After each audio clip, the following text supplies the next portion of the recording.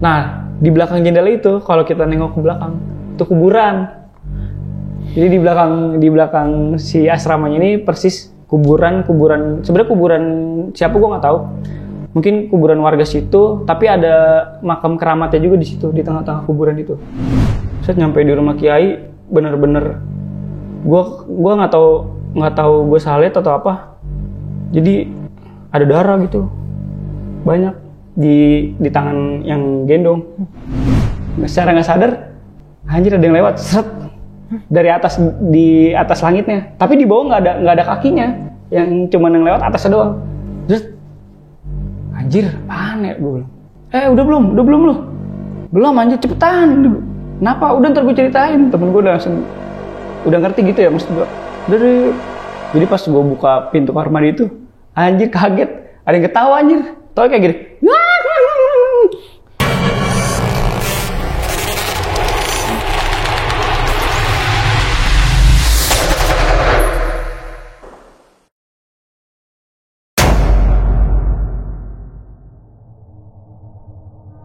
Assalamualaikum warahmatullahi wabarakatuh. Selamat datang di Narasi Misteri. Balik lagi sama gue Randy Mulya. Seperti biasanya gue mendatangkan narasumber. Dan kali ini narasumber kita memiliki pengalaman di saat dia lagi sekolah di daerah Garut. Nah, ini kejadian yang sampai sekarang sama dia gak bisa dilupain. Kita langsung ketemu sama narasumbernya. Halo Bang Alvin. Halo Bang Randy. Sehat ya? Alhamdulillah sehat. Ini kali kedua Bang Alvin cerita pengalamannya Narasi Misteri. Iya bener. Nah, udah 2 kali. Yang sebelumnya itu cerita tentang sekolahan ya waktu karena lo lagi mengajar ya. Iya. Pengalaman mengajar di sekolah.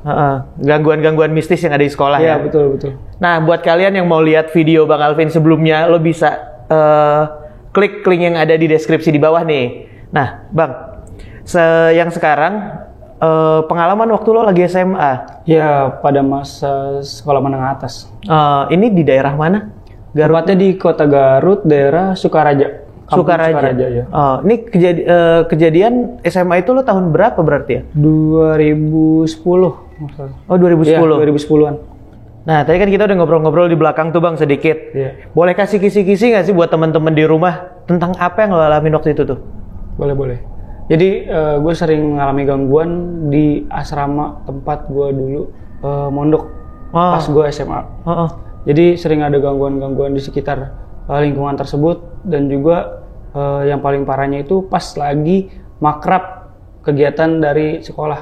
Itu ada beberapa kejadian-kejadian yang di luar kendali, di luar ibaratnya di luar ekspektasi gue sendiri gitu. Jadi yang bikin heboh dan sampai sekarang mungkin jadi cerita yang menarik buat gue ceritain di sini. Oke. Nih, ini yang ngalamin lo doang apa lo sama teman-teman lo juga? Gue bareng teman-teman gue juga. Oh, berarti bukan lo sendiri ya? Bukan. Dan ini yang ngerasain pun bukan gue sendiri, tapi teman-teman juga merasakan semuanya. Dan itu dirasain sama orang banyak, bukan gue doang. Nah, tahan dulu ceritanya nih. Nah, buat teman-teman, tonton video ini sampai habis, jangan di-skip. Dan buat kalian juga yang punya pengalaman pribadi seperti Bang Alvin ini, lo bisa ceritain ke Narasi Misteri, tinggal DM aja ke Instagramnya Narasi Misteri atau klik link yang ada di deskripsi di bawah. Dan sepanjang video ini akan ada artwork yang digambarkan langsung oleh timnya Narasi Misteri tentang sosok apa aja yang dilihat dan dialami oleh narasumber kita kali ini. Jangan lupa follow akun TikTok Narasi Misteri karena di sana ada konten-konten yang berbeda dari YouTube dan Instagram. Ya udah, kita nggak usah lama-lama lagi, kita langsung dengerin pengalaman dari Bang Alvin kali ini. Karena di dunia ini bukan cuma kita yang nempatin.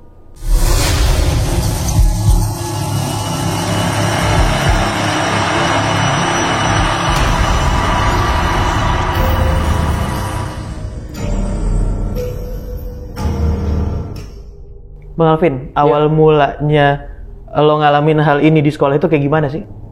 Jadi gue pada tahun 2010 gue kan kelulusan dari SMP tuh. Gue SMP di Jakarta awalnya. Berhubung karena nilai kurang ya kan, saingan di Jakarta sekolah-sekolahnya pada passing grade tinggi-tinggi. Terus sekalian juga gue mau nemenin nenek gue di Garut, kasihan sendiri. Akhirnya gue disuruh sekolah di Garut. Udah di Garut aja, kata bokap gue. Sekolah di sana sekalian nemenin nenek daripada di rumah sendirian. Ntar kamu bisa seminggu sekali pulang ke rumah nenek.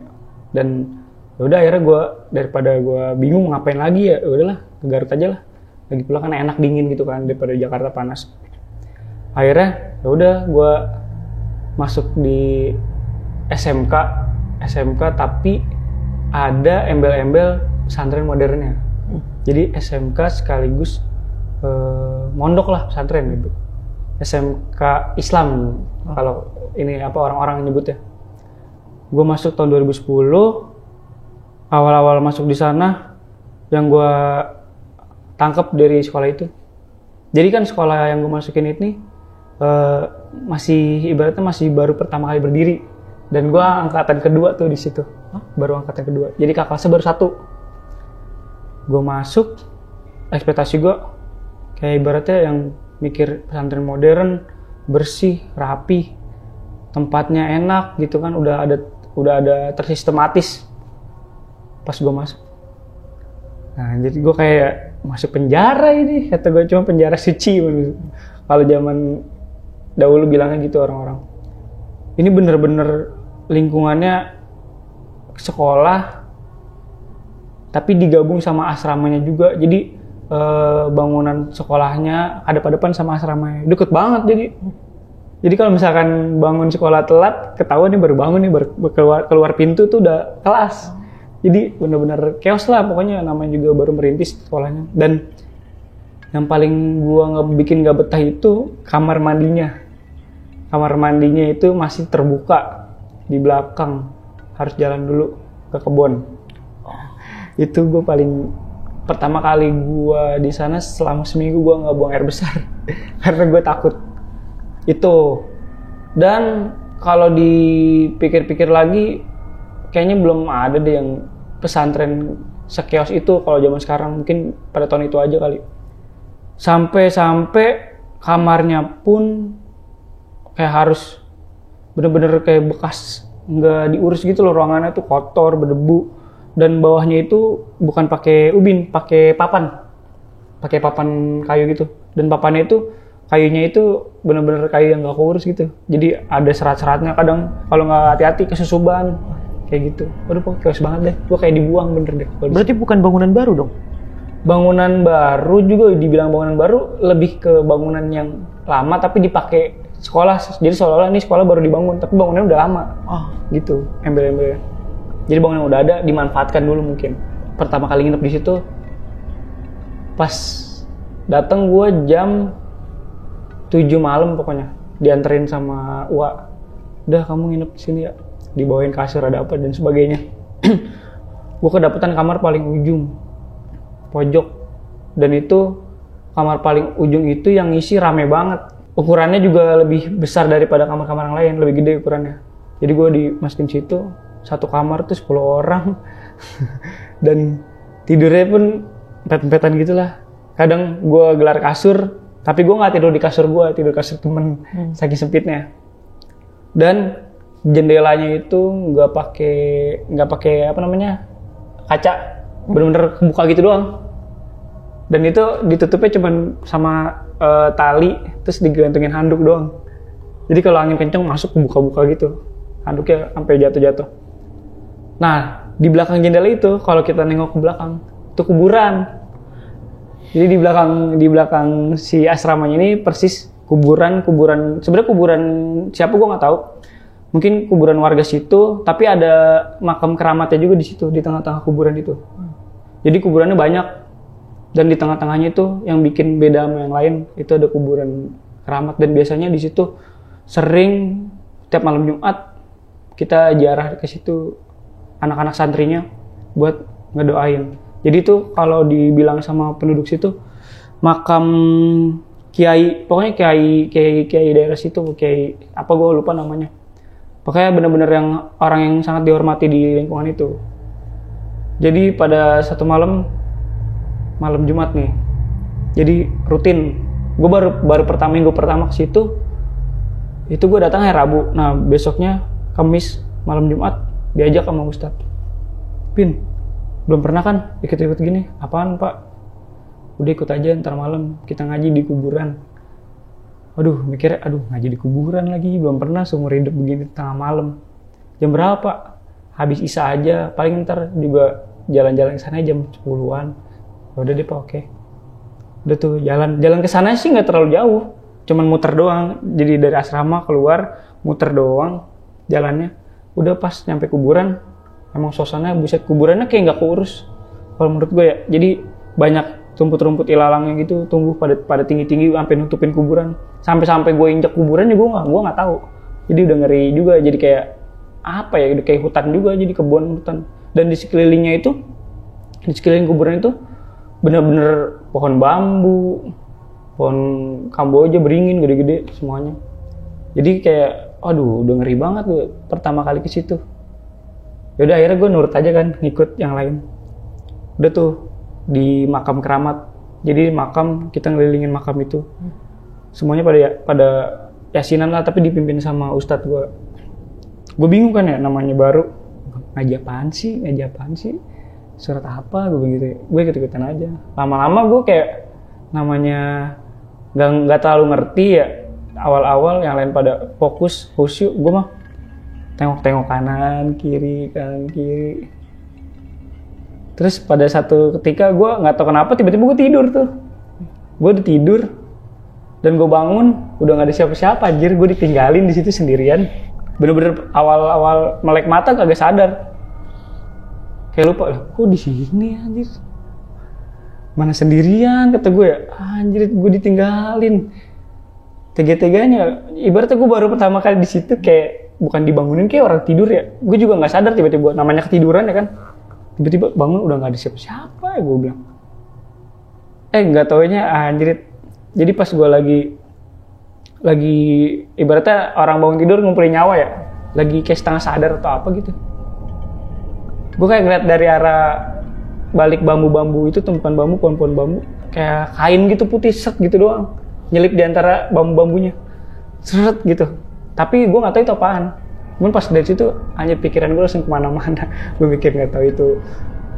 Gue mikirnya sih udah yang jelek-jelek aja. Kayak kuntilanak atau pocong gitu. Anjir.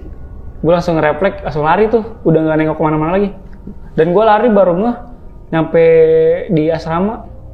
Gue agak pakai sendal. Jadi sendal ketinggalan gitu di sana. Bodo amat, gue udah gak ngambil sendal lagi. Besok-besoknya gue kesel kan sama temen-temen gue. Lu tega banget sih ninggalin gue. Lu, kita pada ngaji tidur, kita bangun-bangunin, gak bangun-bangun. Dia bener-bener sampai semuanya bangunin, pin. Udahlah capek, tinggalin aja. Akhirnya ya udah gue tinggalin sama temen gue, katanya, lu kayaknya lu ini ya emang udah nyaman di situ ya, kayak dibecandain gitu. Udah betah kali lu tidur di situ. Wah gila lu, parah lu. Gue hampir aja sport jantung ngeliat aneh-aneh gitu. Emang ada apaan? Kata temen gue yang ngasih tahu. Gue ngeliat itu kayak kain gitu di pohon bambu. Ya nggak heran gue. Emang di situ kan banyak pin. Maksudnya apaan? Itu kan ada mbak di situ, mbak. Jadi diledekin mbak tuh si Kunti. Emang sering di situ emang kalau ada yang lewat situ pasti ketemu dia pasti. Dia pokoknya di antara jam 11 sampai jam 2 malam tuh. Situ ternyata anjir, untungnya gue nggak terlalu yang ditampakin jelas gitu ya. Gue cuma kayak mungkin kan karena guanya belum sadar 100% gitu, jadi kayak masih ngeliatnya sekelibatannya doang. Anjir gue kaget lu sumpah. Udahlah, gue pokoknya lu kalau ninggalin gue lagi awas aja. Gue akhirnya kayak gitu kan ngomong. Itu udah tuh kejadian pertama kali gue masuk. Baru banget di asrama itu. Terus pembukaan namanya murid baru kan, gue maba murid baru. Siswa baru lah, ada namanya MOS, pengenalan sekolah. Nah di akhir kegiatan MOS ada kegiatan perjusami, perkemahan Jumat, Sabtu, Minggu. Yaitu kita camping lah, ke tempatnya masih di Kota Garut, cuman nggak jauh lah dari asrama. Cuman lumayan pelosok dan itu ke atas jalannya ke gunung. Jadi lewat kampung tembusannya ke gunung juga. Namanya itu daerahnya namanya Cigunung. Dan itu kita berangkat prepare-nya itu sore. Ya udah berangkat tuh setelah asar, pada asar. Berangkat naik truk. bareng-bareng tuh rame-rame pakai baju pramuka, jadi embel-embelnya dari kegiatan pramuka dinaikin ke mobil bak. Terus udah jalan ke arah sana, ke arah Cigunung itu. Jadi sampai di jalan tuh si supir sama gurunya kebingungan, ini lewat mana lagi jalannya ya. Jadi di tengah jalan itu ada jalannya kayak cagak gitu, ada apa namanya, jalan cagak tuh, Percabangan. ya cabang. Jadi ada yang kanan atau kiri. Nah bingung nih dia, lupa kiri apa kanan ya. Akhirnya ada penduduk lewat lagi bawa kayu bakar gitu, laki-laki pakai bahasa Sunda kan, mang iya lamun ke camping kapal mana. Tapi yang ditanyanya itu kayak kakeknya kayak ngejelasin itu kayak orang apa ya, kayak setengah agak-agak kelainan gitu ya, jadi kayak nggak jelas ngasih taunya. Ini kayak nggak bisa ngomong tapi ini. Jadi kita mana ya, udahlah kiri aja, soalnya nunjuknya jempolnya ke arah kiri. Udah akhirnya kita kiri, ditinggalin tuh kayak kakeknya. Jadi, tapi pas kita ninggalin kayak kakeknya kayak masih ngomong gitu. Jadi kayak di belakang itu kayak mau ngasih tahu, tapi emang karena dianya ada kekurangan mungkin ya. Tapi kita hiraukan aja, kita diemin, nggak jelas mungkin gitu ya. Jalan tetap tuh ke arah kiri terus. Ke arah kiri nemu lahan lah kayak savana gitu ya. Apa sih namanya kalau di hutan tuh? Yang ladang-ladang gitu ya, berarti ya gitu. Savana ya buat camping. Nemu, oh ini nih kali ini ya yang dimaksud. Ya udah akhirnya kita parkir di situ, turun situ, buka tenda di situ. Sampai situ aja udah jam 5-an. Udah lumayan gelap. Kita buru-buru buat tenda. 5:30 lebih ya. Belum juga acara mulai. Satu anak, jadi perempuan ini temen gua, baru turun dari truk, ternyata haid nih, darahnya ibaratnya namanya anak SMA ya, nggak ada persiapan kemana-mana, kena rok. Kena rok, bocor. Iya, tapi ini bukan ada apa-apa sih, cuma kayak lagi genting-gentingnya gini, sempet-sempetnya gitu ya, nggak nama hal kayak gitu kan nggak bisa diprediksi ya. Akhirnya repot tuh, wah Anda gimana. Akhirnya yang si cewek ini dibawa ke rumah warga situ, ibaratnya kayak udah lo mandi dulu, bersih dulu gitu kan. Udah tuh, akhirnya setelah maghrib tenda udah diri semua, kagak balik yang teman gue yang cewek ini.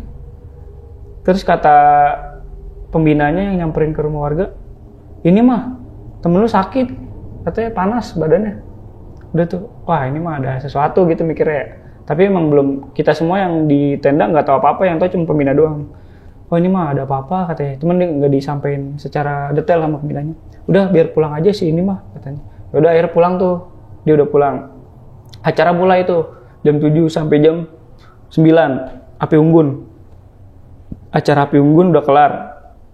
Acara free, santai, bebas. Pada saat acara free itu, temen gua sama gua bertiga, kita foto-foto lah. Ya udah boleh, nyari tempat kan spotnya. Tempatnya itu pas banget, di belakang ada pohon gede, gak tau gue lupa pohon mangga atau pohon apa. Gede banget, pohon rambutan apa ya, gue lupa. Jadi fotoin gue dong. Di belakang ini kayaknya spotnya bagus nih, bertiga. Gue gak habis pikir, ngide-ngide malam-malam minta foto begitu di tempat gelap gitu ya. Akhirnya difotoin sama temen gue tuh. Cekrek. Wah bagus nih, bagus. Oh boleh juga nih, boleh milih-milih foto nih. Udah bagus ini. Belum sadar tuh. Tapi abis foto itu, temen gua itu yang posisinya di tengah-tengah itu puyeng. Puyengnya gua nggak tahu kenapa. Puyeng gua. Baliknya ke tenda tidur. Ya udah tidur tuh. Itu nggak ada apa-apa tuh kejadiannya pas foto itu. Pas temen gua yang pusing tadi tidur di tenda guru, kan misah tendanya. Tenda anak-anak ada jarak sekitar 5 meteran dari tenda guru. Tenda guru kan gede. Si temen gue yang tidur ini, kalau kata guru gue, dia ke tenda guru minta pop mie. Jadi kata gurunya, Pak, minta pop mie. Tapi suara kecil banget suara, minta pop mie gitu.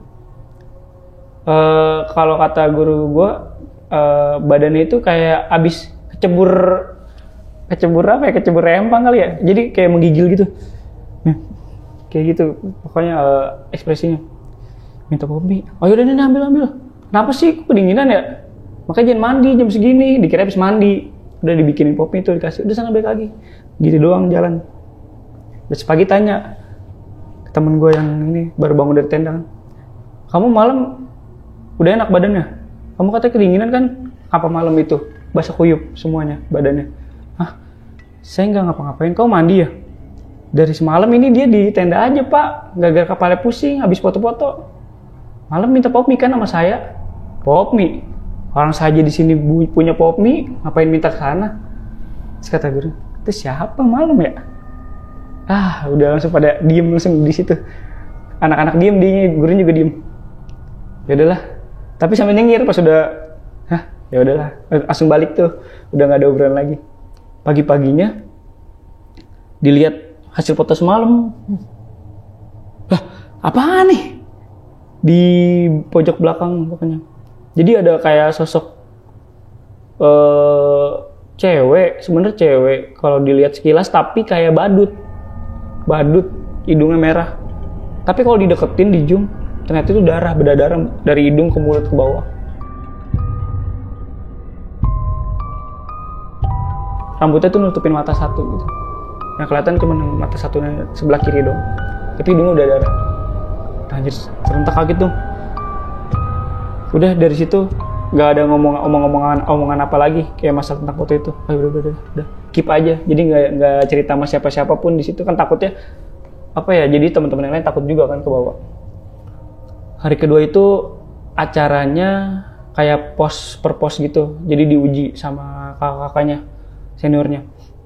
Yang diujinya itu nggak cuman dari pertanyaan-pertanyaan dari fisik juga, ada yang disuruh tiarap lah, ada yang disuruh jalan jongkok, ada yang suruh nyebur ke selokan. Setelah itu capek kan anak-anak. Jadi ada temen gue perempuan capek duduk di batu. Batunya sih gede, batu kali gitu. Duduk gini kali, duduknya bener-bener kayak duduk orang nyantai kecapean lah gitu ya. Tapi pas lagi duduk situ bercandanya ngomong kasar. Jadi pas habis setelah acara itu, temen gue yang cewek tadi itu tiba-tiba di tendanya teriak-teriak sendiri, nangis-nangis. Wah, kenapa ya? Gak mau pulang. Apaan sih, gue bilang. Sadar.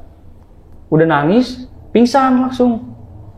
Udah buru-buru langsung manggil guru kan. Papa ini gimana pak? Si ini nangis, pingsan. Kenapa dia? Capean kayaknya deh. Tapi gak tahu tadi kayak ketakutan gitu, kayak ngeliat apa gitu. Pas ditanya, kenapa? Saya mau pulang pak. Baru ditanya gitu langsung ada yang masuk. Jadi kesurupan si teman guanya ini. Masuk, marah-marah. Dan si teman gue ini kesurupan belum kelar. Di tenda lain, kesurupan juga. Tenda lain lagi kesurupan juga. Jadi ini jatuhnya kesurupan massal. Tapi di setiap tenda ada yang kesurupan. Jadi setiap tenda kena semua. Tapi satu orang yang kesurupannya. Gila gak tuh? Jadi yang kesurupannya ini perempuan lagi. Laki-laki nggak ada yang kesurupan, tenda perempuan yang kesurupan. Udah tuh bingung tuh, waduh ini gimana ini? Pembina kurang jumlahnya, ngurusin anak kesurupan banyak. Jadi tendanya tuh kalau nggak salah yang tenda putrinya itu ada 8 tenda. Jadi 8 orang dong. Itu posisinya pas kesurupan itu udah sore tuh, udah mau maghrib. Menjelang maghrib tuh hari kedua. Wah, yang anak laki-laki bingung. Aduh, bawa kemana nih? Bawa kemana? Dikumpulin dulu tuh di tengah-tengah lapangan deket tenda guru. Kumpulin yang kesurupan, taruh semua. Ditaruhin semua, anak-anaknya dijejerin sambil dipegangin sama temen-temennya. Doain lah tuh. Baca ayat kursi, baca yasin sama guru. Jadi guru-guru tuh cuma berapa orang ya? Masalah sih nggak nyampe 10 deh, cuman 7 orang masalah. Itu bener-bener namanya yang ikut juga ada guru agama. Cuman kalau menurut gua ya biasalah, nggak ada kemampuan yang kayak gitu. Jadi yang kita ngusirnya wajar aja kayak ngaji, kayak baca surat Al-Fatihah dan sebagainya gitu kan. Tetep tuh nggak mau reda juga, makin berontak malah. Aduh gimana? Akhirnya satu guru inisiatif minta tolong ke orang pinter yang di kampung itu. Kata orang pinternya, jam berapa sekarang? Pas banget nih, habis maghrib 6:30. Udah bawa aja ke rumah kesini. Rumahnya lumayan jauh dari tempat perkemahannya itu. Dan itu posisinya di tempat di kampung itu minim penerangan, jalannya benar-benar gelap, dan di tempat campingnya juga cuman lampu sorot doang yang bikin sinarnya itu, jadi benar-benar sama api unggun. Dia benar-benar gelap banget, dan tenda juga pasti cuman bawa lampu-lampu petromak gitu doang buat nyinarin. Kondisi gelap, hujan. Ini bocah-bocah masih banyak nih yang kesurupan, di kemana ini nih masalahnya. Akhirnya bikin inisiatif, bikin tandu. Jadi yang cowok-cowok bikin tandu, digotong tuh pakai tandu, dinaikin satu-satu. Ayo kita ke rumah Pak Haji, di situ sebetulnya Pak Haji. Orang meter situ, di bawah tuh bener-bener hujan-hujanan, gelap, jalanan nggak tahu itu ada apa di bawah. Sampai gue juga yang gotongnya, gue lepas sepatu, gue nggak tahu nginjak apa gitu. Udah jalan. Itu jalanan aja dari perkemahannya tuh turunnya tuh zigzag gini ke bawah. Turun, dan itu rumahnya Pak Haji dari bawahnya itu aja masih ada sekitar sekilo lagi. Jalan itu nandu 1 orang. Gimana kalau 8 orang bolak-balik? Dan itu sekali jalan 3 orang digotong. Jadi tandunya bikin 3. Jadi yang gotong cowok-cowoknya. Cowok-cowok satu tandu itu ngurusin 1 orang kesurupan bisa 5 orang kali. Gue bolak-balik aja. Di jalanan itu yang gue bawa kesurupan, gue di situ kan terlibat cinta lokasi. Jadi yang kesurupan ini cewek sendiri. Anjir, panik banget gue ya. Aduh, kenapa gue bilang. Tangan gue dipegang gini kan. Jangan pergi. Apaan, gue di sini juga gue nemenin, gue bilang gitu ya. Jadi ibaratnya udah deket lah sama cewek gitu ya. Cuman ceweknya kesurupan, panik lah ya gue ya. Yang ibaratnya orang yang gue suka, kok kesurupan anjir gue. Udah nggak apa-apa, gue tenang gitu ya. Sosokan biar tenang gitu. Ya kamu ngomong nggak mau di sini, pulang. Ayo pulang sekarang. Udah ini mau dibawa ke rumah Kiai kok, udah aman. Pas lagi jalan gitu, anjir kepleset, yang bawa tandunya jatuh dong. Anjir kata gue, sialan, mana cewek gue lagi jatuh ya. Pas jatuh di situ, gue nggak tahu kenapa. Kebentur gitu kali, kayaknya palanya pingsan. Udah akhirnya gendong tuh, bener-bener gendong. Hujan-hujan deras, anjir gendongnya tuh berempat kalau misalnya. Gendong ke rumah Kiai. Set nyampe di rumah Kiai, bener-bener gue nggak tahu gue salet atau apa. Jadi ada darah gitu, banyak di tangan yang gendong. Tapi itu bukan darah dari dia. Gue nggak tahu darah dari mana. Pas udah nyampe di rumahnya, Pak ini berdarah Pak. Pas dicek nggak ada yang luka, tapi darah dari mana di tangan gitu. Gue juga nggak ngerti. Itu sih gue pas habis pikirnya di situ.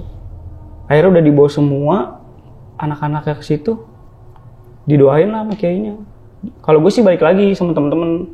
Cuman pas besoknya, jadi ada yang nunggu guru di sana berempat, guru-guru yang nunggu di rumah Pak Kiainya. Diceritain sama guru itu pas besok paginya. Ini gara-gara yang pertama haid, yang hari pertama itu. Dia juga sama kejadiannya, sebenarnya hampir kesurupan, cuman karena langsung dibawa ke rumah Kiai, langsung diamanin dan langsung pulang. Terus yang kedua, yang tadi temen gue duduk di batu gede itu, ngomongnya sompral, bercandanya, entah bahasa kotor atau dia teriak-teriak, berimbasnya ke yang lain. Yang ketiga, ternyata temen gue laki-laki lagi buang air kecil tuh, kan namanya camping kan nemu tempat WC-nya itu kan di alam ya. Jadi pas lagi kencing gitu, buang air kecil, nemu batu. Batunya itu warna merah. Pas dia lagi kencing, dia ngeliat, ih bagus banget batu ya. Kayak kristal gitu. Dikantongin sama dia. Dibawa ke tenda. Katanya, kata Pak Hajinya, batu itu ada isinya. Isinya itu kayak punya orang. Dulu orang kayak ibaratnya apa ya? Kayak main sesuatu sama mistis itu, sama jin. Cuman udah selesai dibuang ke situ, udah nggak dipakai lagi. Itu isinya katanya mah kayak sosok makhluk besar gitu. Mungkin kalau di ruangan yang tingginya 3 meter ke atas, dia itu nunduk gitu. Jadi badannya lebih gede dari ruangan itu. Dia kayak memeluk gitu. Kalau dibayangin itu di sebuah ruangan, ada di batu itu. Jadi si penunggunya ini yang di batu ini senang sama perempuan.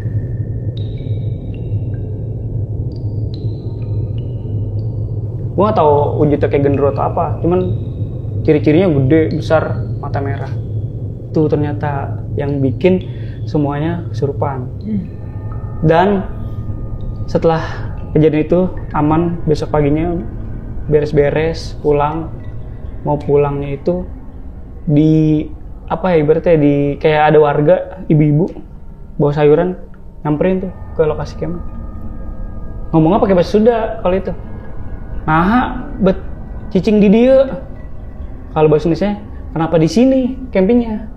Kata si penjual sayuran. Kenapa gitu?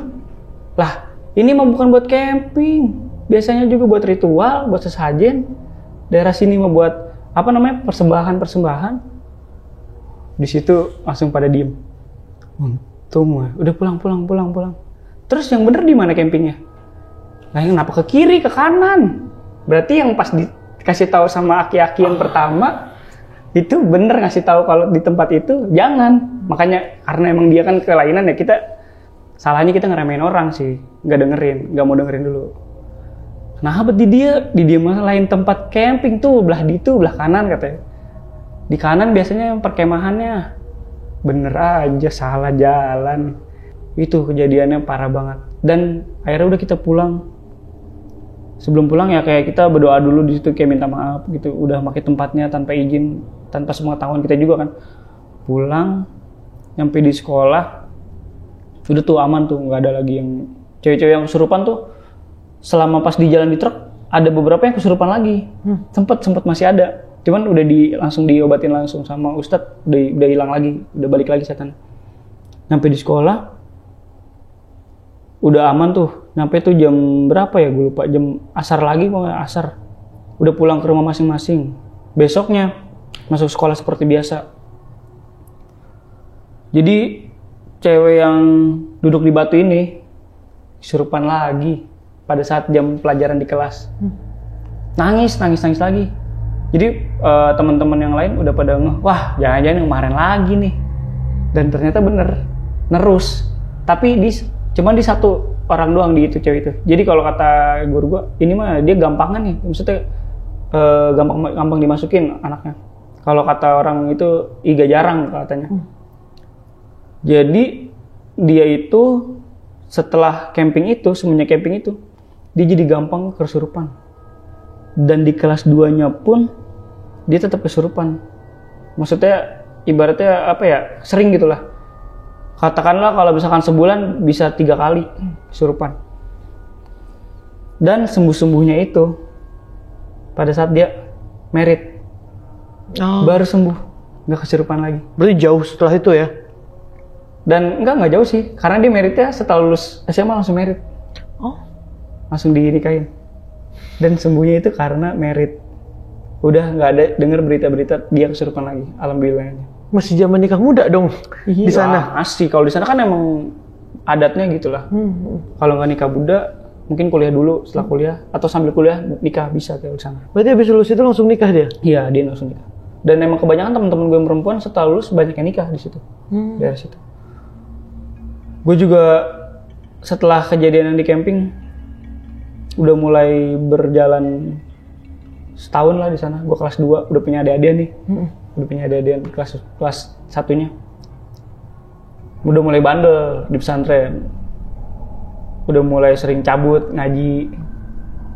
Ngaji biasanya habis isya tuh jam 8 malam lah. Ini gue bandel, cabut. Mana ya? Main PS aja, main PS.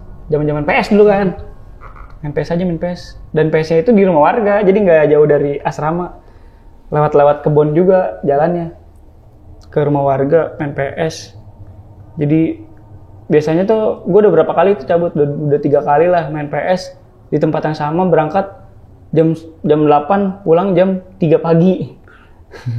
Itu bener-bener bandel banget ya. Yang pas di hari terakhir tuh, gue berangkat rada maleman, jam 12-an. Karena emang makan dulu kan, habis. Tapi kalau itu nggak cabut, ngaji dulu terus makan.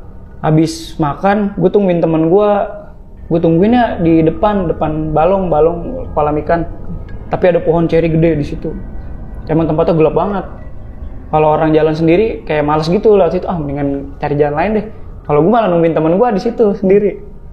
Lama banget ya gue teleponin. Ini nggak ada kabar apa gimana ya gue. Terus diangkat temen-temen gue, yaudah nih gue kesana dikit lagi cepetan. Gue bilang. Pas lagi nunggu gitu, nggak sadar gue. Kayak ada suara-suara gitu dari atas pohon ceri, kayak kros. Apaan sih kata gue? Gue mikirnya ini apa namanya kelelawar atau musang ya, gue liat ke atas. Gak ada apa-apaan. Terus gue pindah ke pojok lainnya yang bener-bener di posisi gelapnya itu. Cuma gue karena nyari tempat duduk kan, ada batu gue dudukin. Udah lama banget temen gue ya. Pas gue liat ke atas, anjrit, itu mah kayak apa ya, sosok kayak ngegantung gitu, ngerangkak gitu di pohon, ngeliatin gue ke bawah gitu.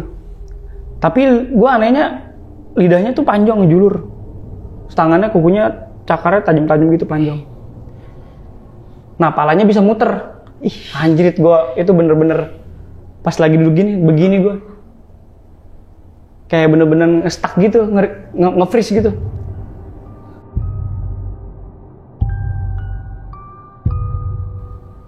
Gue perasaan gue tuh udah baca ayat kursi, tapi gue kayak nggak bisa gerak sama sekali. Aduh, nggak lama kejadiannya tuh, diemnya.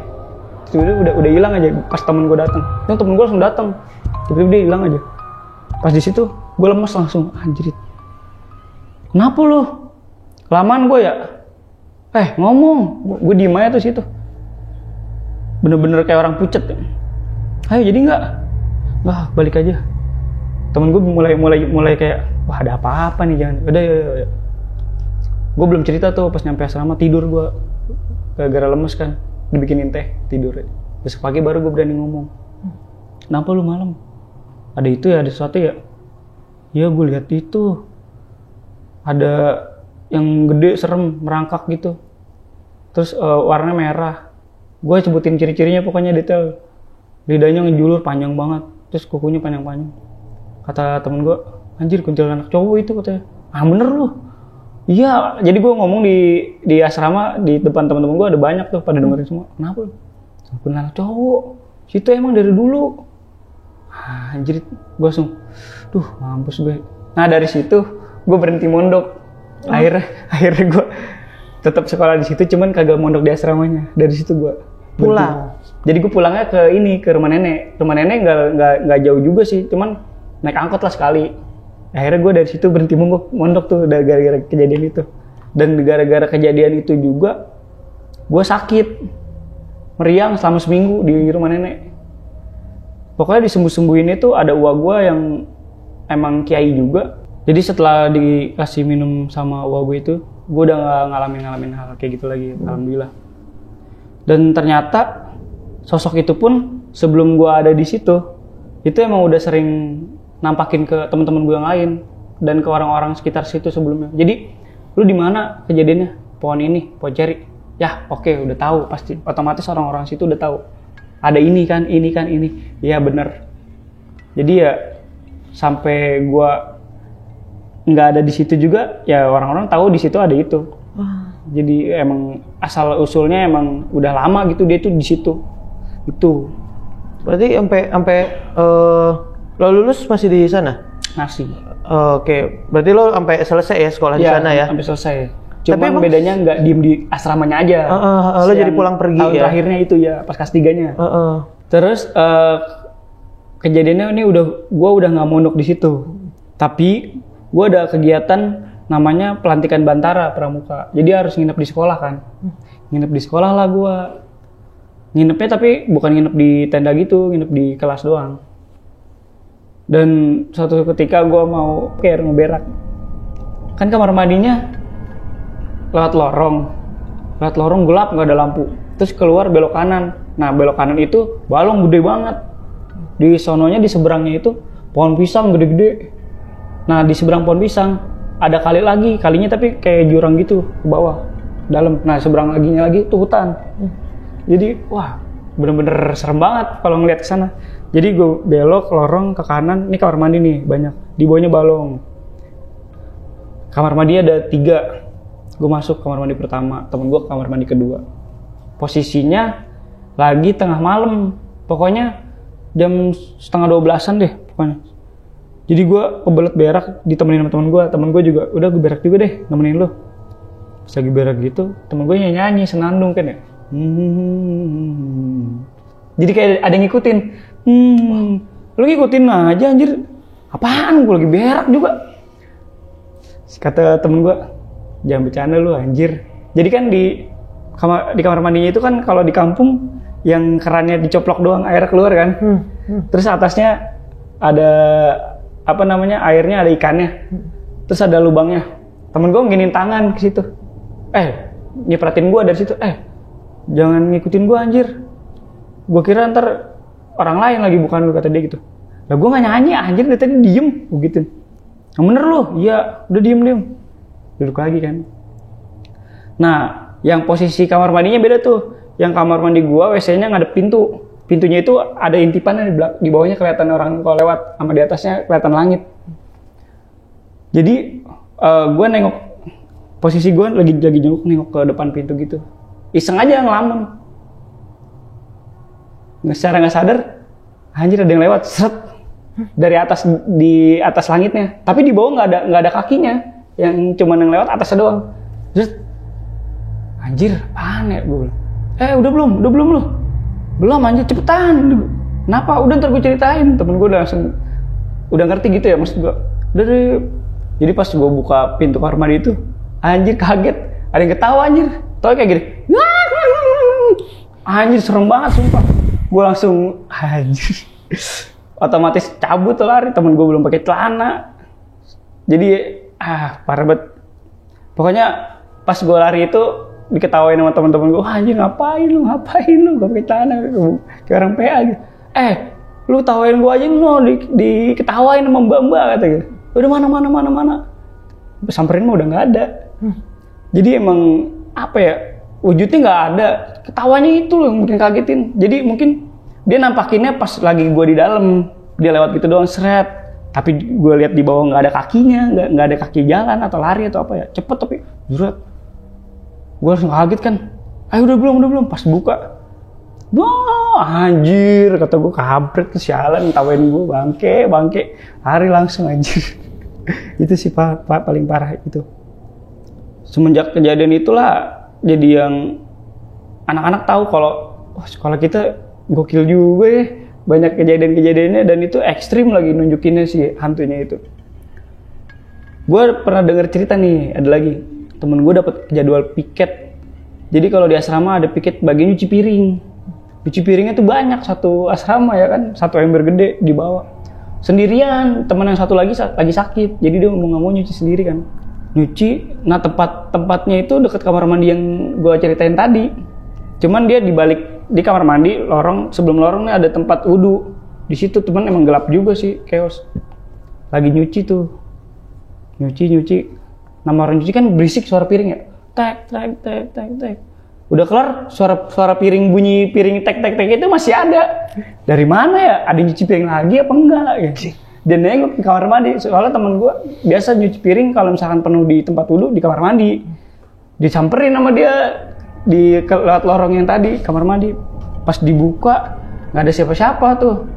Di kamar mandi pertama, pas kamar mandi kedua, pas dibuka anjir ada kepala nongol bet dari yang apa namanya dari yang bak mandinya itu gini cus, tapi hilang lagi cus.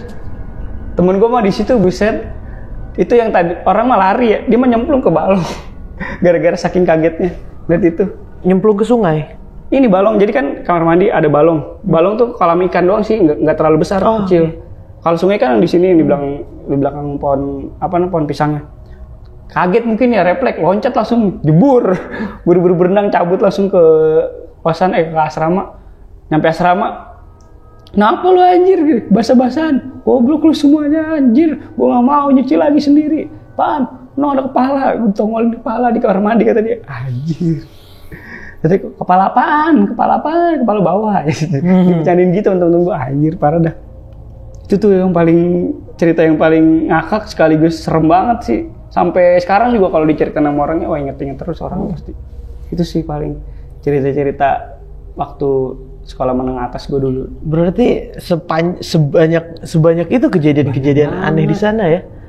seingat gue juga ada yang tukang ojek tapi kepalanya nggak ada.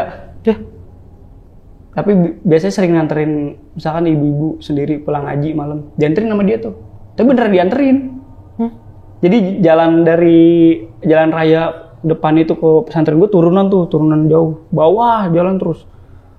Itu bener-bener nggak ada angkutan, ojek doang. Dan ojek pun kalau misalkan jam 10 udah nggak ada. Jangan kan jam 10, jam 8 juga udah pada di rumah. Itu misalkan pulang ngaji kemalaman ibu-ibu. Ayo bu, saya anterin. Beneran ada kepalanya kalau pas pertama. Udah turun, jalan nggak jauh dikit, kepalanya hilang. Ada kayak gitu sering di kampung itu. Gue nggak tahu deh itu. Dan itu ramai di sana. Udah pada tahu kejadian cerita itu. Ada tukang ojek pala buntung. Udah tahu orang-orang warga-warga sekitar situ. Tapi kalau yang udah pulang malam, kebanyakan minta dijemput. Takutnya ya gitu sama itu. Ketemu-ketemu yang kayak gitu. Iya. Maafin, tapi kalau sekolah lo sendiri nih, itu kan bangunan baru ya? Iya. Bukan bangunan baru, tapi baru difungsikan untuk sekolah. Iya. Nah, tahu nggak sih sebelumnya ini bangunan ini buat apa gunanya gitu? Kalau di sekolah gue ini yang dulu itu, jadi sebenarnya bangunannya itu dulu sebenarnya emang digunakan buat kayak puskesmas gitu, klinik dulunya emang. Tapi belum sempat beroperasi, cuma baru udah dibangun, udah ditaruh alat-alat dan sebagainya. Gue nggak tahu dipindahkan lagi atau bagaimana, nggak jadi. Akhirnya terbengkalai lah. Tapi terbengkalainya pun nggak cukup lama dan langsung diisi sama sekolah gue itu. Oh, tapi berarti dipersiapkannya itu emang buat klinik tadinya ya? Iya, tapi bukan dengan bentuk puskesmas gitulah. Bukan dengan bentuk bangunan yang baru bagus gitu enggak ya? Padahal samping itu masjid gede. Jadi di bangunan gua sini masjid gede, kalau gua ngaji di sini. Tapi masjid gedenya itu masjid tua. Serem juga. Chaos. Orang sampai ada yang pernah lihat penampakan pocong di kaca masjidnya. Iya. Teman kayak pocongnya bukan di dalam masjid, di luar. Jadi dari dalam masjid dia sholat sendiri, tahajud. Ada yang ngintip gitu. Dor. Teteh pocong ngetok-ngetok. Ada kayak gitu. Jadi emang di sekitar masjid tuanya itu banyak ini kayak tumbuhan-tumbuhan ilalang gitulah. Pokoknya kotor dah, nggak kotor juga gimana ya? Kayak rumah kosong udah lama, banyak banget merambat tumbuhan yang nggak jelas gitu. Itu juga temen gua lagi sholat tahajud malam. Jadi ya ibaratnya kayak ada makmum gitu, dia sendiri kayak ada yang ngikutin sholat. Gerak-geriknya ketahuan, kayak ada makmumnya lah. Ikut sujud, dia sujud. Pas udah selesai emang nggak ada di belakang. Sering kayak gitu. Marah dah. Dan emang sebanyak itu gangguannya ya?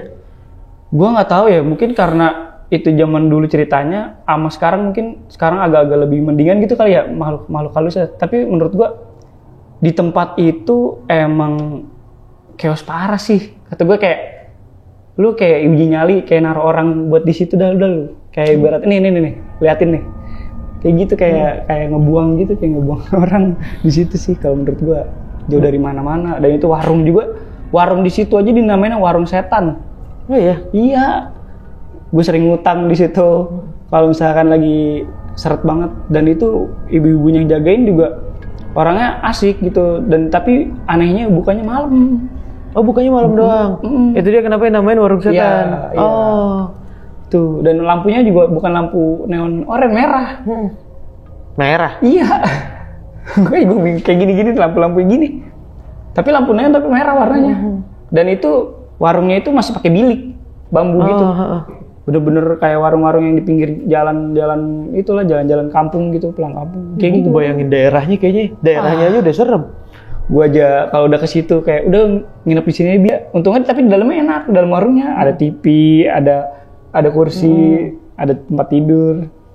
Makanya anak-anak kalau jajan pasti kesana, walaupun kesana itu serem, tetap kesana, tetap jajan karena emang udah nyaman di sana. Ini berarti lo di sana sekitar berapa? 3 tahunan? 3 tahun. 3 tahun. 3 tahun, tapi dihitungnya 2 tahun karena setahun lagi gue nggak di asrama. Pas iya. Tapi tetap tinggal di daerah situ ya? Iya, 3 tahun. Pulang pergi lo naik angkot tuh di kelas 3? Iya, di Garut gue. Itu 3 tahun. Tapi setelah kejadian itu, lo masih sering ke sana? Masih suka balik ke sana?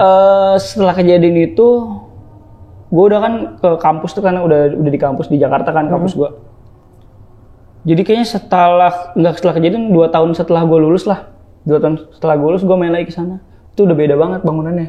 Oh. Udah diperbarui lagi dan udah diperluas lagi. Jadi udah nggak yang sekios dulu sih sekarang mah. Alhamdulillah udah ada gerbangnya juga. Dulu mah mau cabut-cabut aja tinggal cabut sekolah.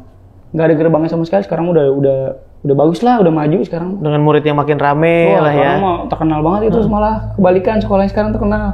Dulu mah bener-bener ini apaan? SMK apa ini? Baru denger. Gitu. Berarti lo emang juga bolak-balik ke sana karena si nenek lo emang di sana tadi ya? Ya, nenek gue di Garut. Cuman beda kampung aja. Jadi gue ibaratnya sekolah di sana sekalian nemenin nenek lah gitu. Jadi gue kayak ngajarin ngaji apa-apa nenek gue, ngajarin apalan-apalan buat di asrama. Kayak gitu. Oh. Berarti ada kepikiran lo buat tinggal di sana? Enggak. Kalau buat tinggal di sana enggak kayaknya ya. Tapi kalau buat liburan sih enak. Soalnya kan masih ada rumah di sana berarti kan. Iya. Buat liburan sih oke lah. Kalau udah lebih dari seminggu mah kayaknya bosen.